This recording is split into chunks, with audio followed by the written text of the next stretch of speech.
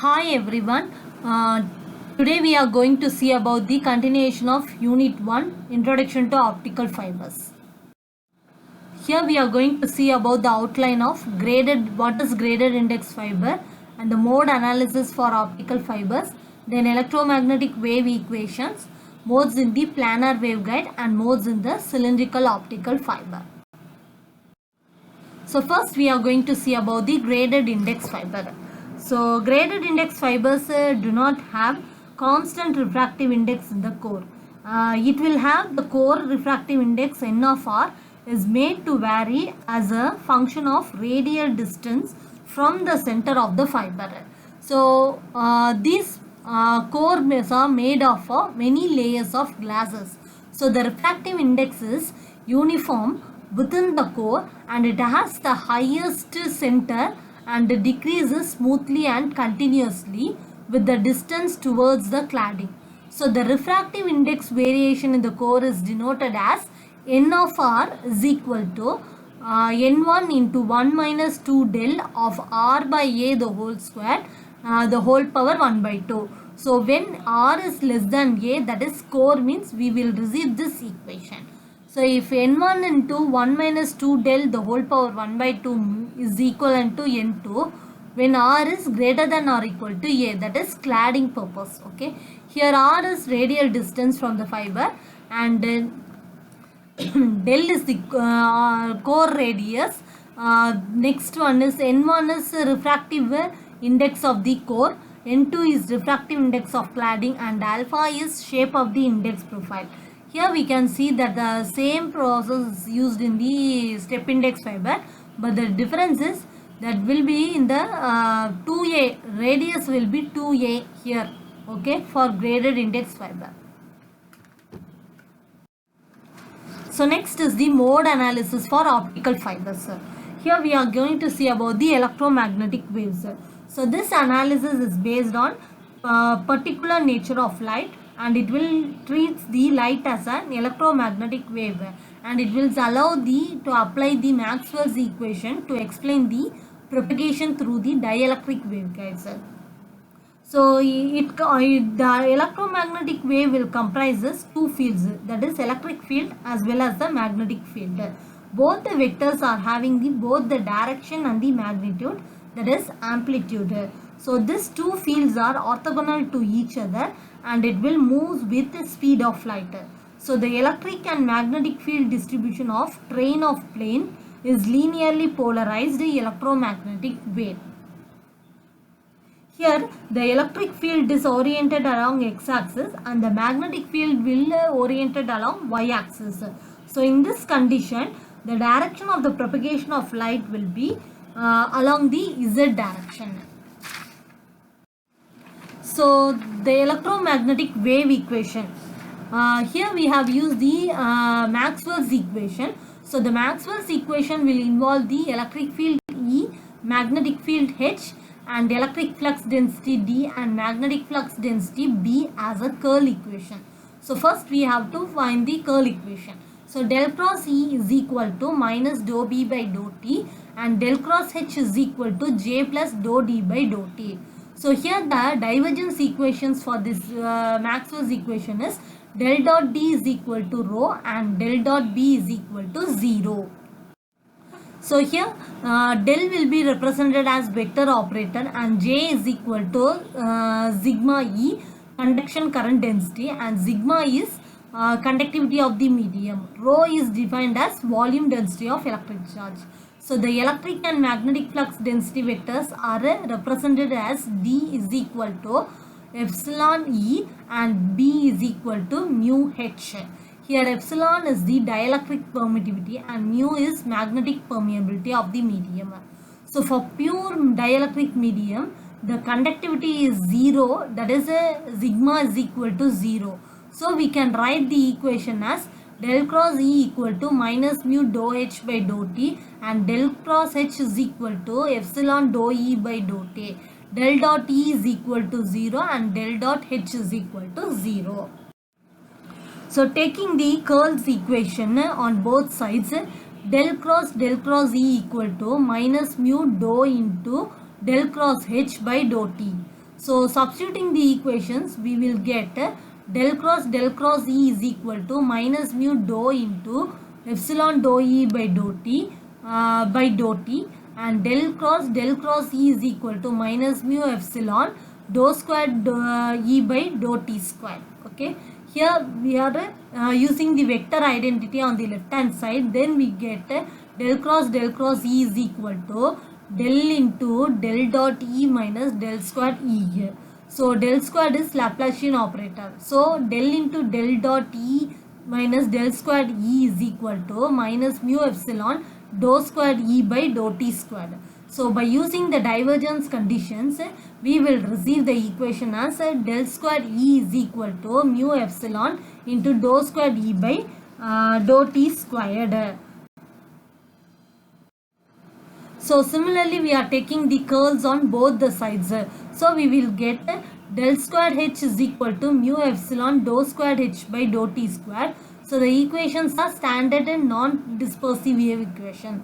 So for rectangular, Cartesian and cylindrical polar coordinates, we are using the wave equation. So that is del squared psi is equal to 1 by v squared p into dou squared psi by dou t squared. Here psi will represent the components of E or H field. So next is the modes in planar waveguide. So the planar waveguide is the simplest form of an optical waveguide. So in this structure, it will consist of slab of dielectric with refractive index N1, and it is sandwiched between the two regions, that is a lower refractive index N2, that is N2 is less than N1. So the conceptual transition from the ray to the wave theory be aided by the consideration of plane monochromatic waves, and it will propagate in the direction of ray of path within the guide. So the plane was associated with ray, so it can be resolved into two orthogonal component plane waves, and it will be propagate in both the horizontal and vertical directions. So the component of the phase propagation constant in the z direction is given as beta z is equal to n1k cos theta. So on the other hand, the component of the phase propagation constant in the x direction is beta z is equal to n1k sin theta. Here we have used the k value as 2 pi by lambda, and it means the free space propagation constant. So the light will be propagate through the waveguide, and it will form the discrete number of modes, and it will correspond to the discrete value of theta. So the component of the plane in the x direction is total internally reflected at the interface between the central core region and the outer cladding region of the lower refractive index. So the electric field is effectively confined in the central region, but it will decay exponentially towards the zero. So in the cladding region, it will interface on both the sides. So the variation will be occurs in the electric field in the transverse x direction for the lowest order mode. Okay. So in this mode analysis, we have the wave advances in the z direction, and an electric field will distribute does not change in the transverse x direction. So this type of field distribution will be occur in the x direction with a periodic z dependence, and it is called as the mode. So a particular mode will be obtained only when the plane waves making a specific angle theta with the core cladding interface or the axis of fiber. So the light is considered as electromagnetic waves with electrical field and magnetic fields, and it will varying the periodically in the orthogonal directions. So we are taking that m value as 1, 2, 3, etc. So it will penetrate in the cladding region, and it will increases the order of the modes. So there are three types of modes. The first one is transverse electric modes. So the transverse electric mode is in this electric field is considered to be perpendicular to the direction of propagation, that is Ez equal to 0. So the magnetic field is non-zero in the z direction, that is Hz is not equal to 0. Okay, so next one is transverse magnetic modes.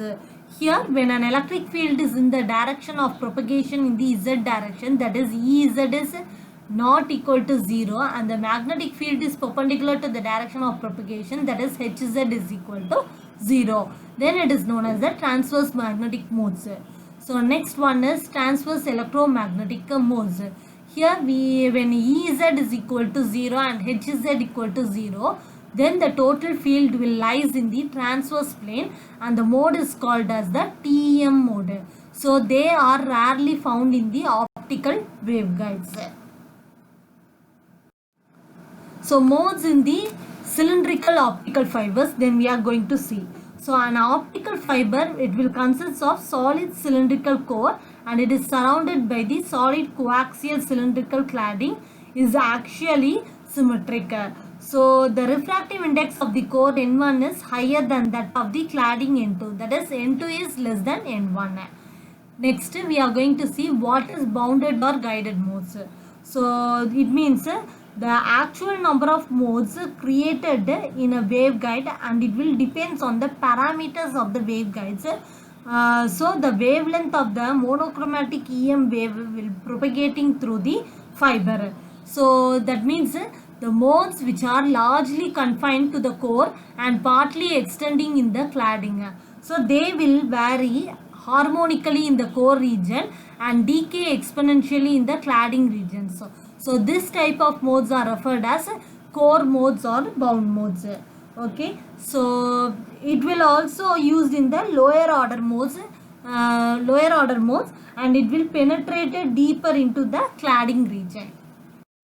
So next one is the cladding or radiation modes. So it means when the light is launched into the optical fiber, a fraction of light will enters into the cladding. So this will happens when some light enters beyond the fiber acceptance, means it will finally refracted out in the cladding region. So the cladding will being a dielectric medium, and it will supports the formation of modes by light. So it will enter into the cladding region. So these modes are not bound in the core region, but are still the solutions of boundary value problem. So this type of modes are called as the cladding or radiation modes. So it is in this process, it has a higher order core modes and it will get eliminated. So this will lead to the reduction of overall intermodal dispersion, which is a desirable effect.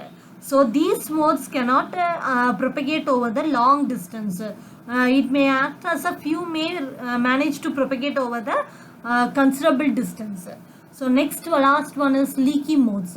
So leaky modes means when the light is launched from source into the core of the multimode fiber, then there may be a few modes which do not strictly satisfy the conditions being inside the core. So these modes continuously leak the power from the core by quantum mechanical tunneling process. So this type of modes are called as leaky modes.